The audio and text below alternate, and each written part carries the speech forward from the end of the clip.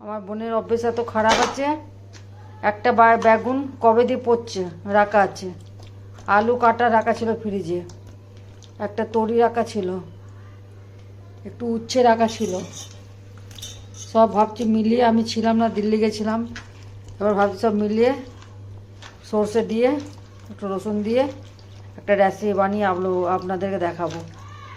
ঠিক আছে, ভালোই হবে খেতে জানি, বাকি খাওয়ার পরে দেখব কেমন টেস্ট হয়, আপনাদেরকে বলবো। লাইক করবেন, ভিডিওটাকে শেয়ার করবেন প্লিজ, রিকোয়েস্ট।